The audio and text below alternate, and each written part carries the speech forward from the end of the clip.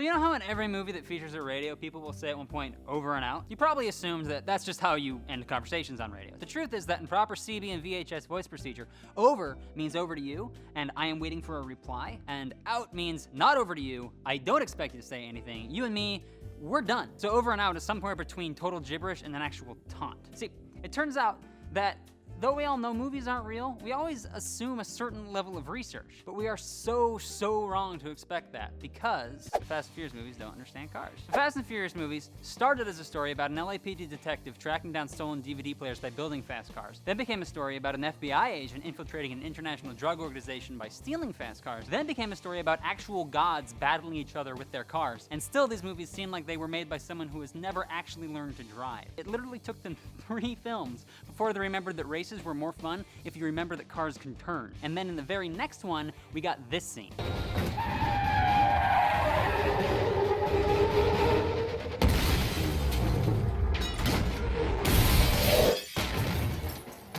Let me walk that back a bit. It's not that they don't understand cars. They clearly do. It's that they know that we don't understand cars, which is amazing because 99.9% of this movie's audience owns and operates a car every single day, but they still occasionally feel like they need to spit out a string of vaguely automotive-themed words just to remind us what kind of movie we're watching. Granny shifting, not double clutching like you should.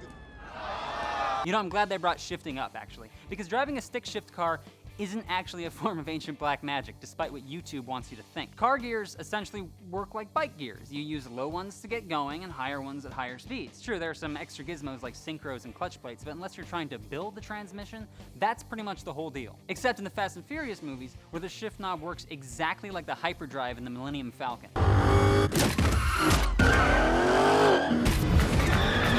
Hell, in Fast 5, Brian's driving his Challenger in reverse while pushing a safe, and he decides to shift into his second reverse gear. Honestly, I have no idea what these filmmakers were thinking, unless it's watching people shift gears in cool cars is an awesome and satisfying thing, in which case I apparently do know what they were thinking, and they were right, so who cares. Dead Poet Society does not understand poetry. I understand why everybody loves Dead Poet Society. It's because of the scene where Robin Williams does an impression of Marlon Brando doing Shakespeare. Oh, with Shakespeare can be different. Friends, Romans, countrymen.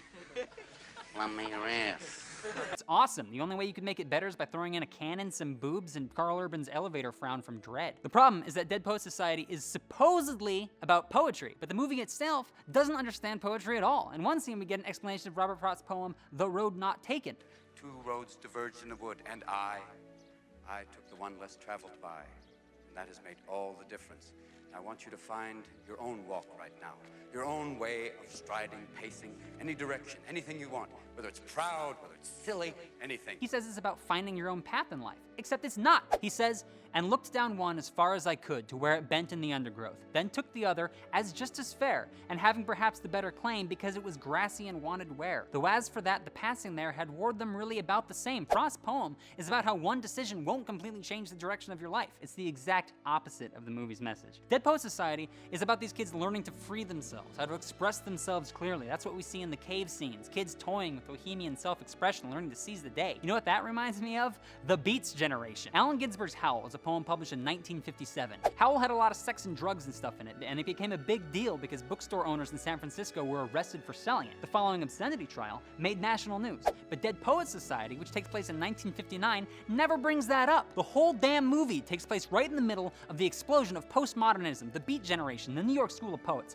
probably the last great period in the history of the form, and you wouldn't know it because the most recent poet they discuss is Robert f***ing Frost. This is sort of like if Saving Private Ryan didn't mention World War II, which frankly, it's probably to the credit of Ginsberg, since 30 years after the publication of his masterpiece, it's still too edgy to make it into the script of some feel-good Oscar bait. I mean, these kids are gonna go see these movies, show them that hippie shit at a young age, and when they hit puberty, they'll probably just go out and let themselves be f***ed in the ass by saintly motorcyclists and scream with joy. The Hurt Locker doesn't understand military. Since The Hurt Locker won the Best Picture Oscar, was written by a journalist who was actually embedded in Iraq and directed by the director of Point Break, yeah, who promised that she was striving to make her film as authentic as possible, it's fair to assume that this was a pretty accurate depiction of military life, right? Wrong! I don't know anything about the military because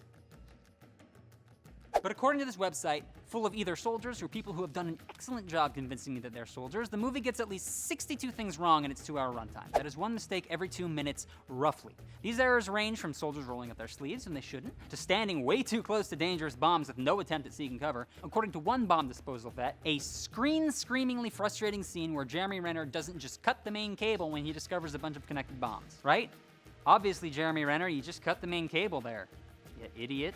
I'm sort of taking their word on this one. I barely trust myself with fireworks. But apparently, most of the drama in the movie comes from stuff that could never, ever happen unless everyone in Explosive Ordnance Disposal just forgot about all their robots. Basically, chill out, Jeremy Renner. R2-D2 has you covered. Gravity doesn't know shit about space. When Gravity came out in 2013, we'd already seen Iron Man, Superman, and Thor fight aliens in space. So it was pretty refreshing to see a movie that threw some real human beings into the screaming nightmare void that surrounds our stupid little planet. And it seemed like they got a lot of details right. For example, an actual astronaut says that a lot of the valves and buttons Sandra Bullock messes with in the various spaceships she uses are actually the right buttons for the stuff she wants to do. That's a neat detail, and they totally didn't have to get that right. Another thing they got right is that you can't breathe in space. You have to wear a suit.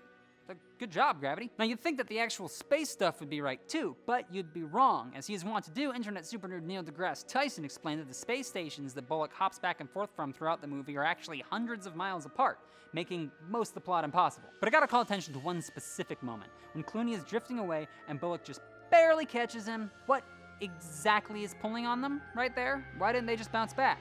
Was the momentum of Clooney's head bobble propelling him backwards? Was he late to the Tomorrowland set? And this is a major setup for the plot. Also, this movie is set in space. That is the easiest place to die. And this is the best they can come up with? But like any movie with a convincing enough tone, people are right now rushing to the comment sections to argue why this scene is totally plausible. Fine, do that. I'm gonna agree with the actual astrophysicist. No movie understands sailing at all. So I lived on a sailboat for 18 years. That's how I knew the whole over and out thing. And like anyone who knows a whole bunch about one specific thing, I get really mad when movies get it wrong. For example, check out the sails. Both those boats are trimmed to be running, which you do when the wind's coming from behind you, but they're headed right towards each other, which means those boats have wind coming at them from different directions, even though they're... You don't care, it's Pirates of the Caribbean. May as well be nitpicking physics in the Transformers movies. Fine, let's try a movie that people took seriously. Right, so why is that wave breaking right there, in the middle of the ocean? More importantly, they're in the eye of the storm, and in the eye of the hurricane, everything is getting pushed outward, towards the rest of the... Wolfgang Peterson, you fucking cock. This is a real storm with the real huge waves that actually sank boats. If you're gonna throw a huge kaiju wave at us like at the end of this movie, you may as well just have Ursula from The Little Mermaid show up and sink the Andrea Gale. All right, fine. What about All Is Lost? That's a serious movie, a lot of effort behind it. You can tell because it's Robert Redford and nobody talks. So surely it got sailing right, yeah? That's why this New York Times review commented on how old Robbie clearly has the skill to navigate the ocean. Except he doesn't. He's a drooling moron. Though every non-sailor who watches this movie sees a man struggling valiantly against the cruel mistress of the sea, for people who are sailors, All Is Lost is a story of an insufferable doofus trying and ultimately failing to commit suicide by ignorance. There, I spoiled it. He lives. I spoiled the end of this insufferable fucking movie. Deal with it. I can nitpick a lot of the little stuff he does, but I'll try to keep it to the things that will make sense to people who don't even know how the ocean works. The first thing you do, if you find a hole in your boat, is you plug it with things. Life jackets, pillows, laundry, whatever. That's just what you do first. You don't just leave it there with water pouring into your bilge. Yeah, also, you actually want to try to keep the hole in your boat not underwater. If you can heel the boat over so that the hole is above, fine. Also, it's generally a bad idea to T-bone giant metal objects in the middle of the ocean. Are you keeping up so far? You're not drowning in nautical jargon, are you? What he should have done is come up from leeward and left his sails to reduce speed, because that's what docking is. I have personally seen 10-year-old children do this. I'm just using that anecdotal evidence to make the point that children are better sailors than you, Robert Redford. This is the Virginia Jean with an SOS call. Over.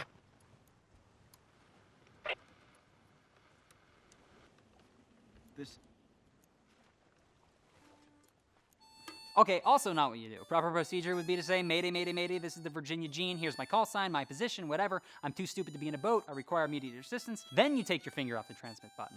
Not before, you don't know if you're transmitting. Normally I'd insist that he use pan, pan, pan rather than Mayday because there isn't an immediate threat to his life yet. But seeing how this guy makes decisions, I feel like his life has been in immediate danger since his nephew gave him a copy of Dove. Dove is a book about a teenager who sails around the world alone. It's a big deal, and don't worry about it. Yeah, that's fine, do that. So you might notice back in the Fast and Furious entry, I confused a Dodge Charger and a Dodge Challenger, and I figured people get in the comments, they get all mad and say they didn't know anything about cars, but you know, that's the point, you know, You get all mad, you put angry things on the internet, you try to make a point about how much you know about stuff. It's not good for your health. And just let it go. It's little details. It's movies. It's fine. Don't worry about it. Please like and subscribe.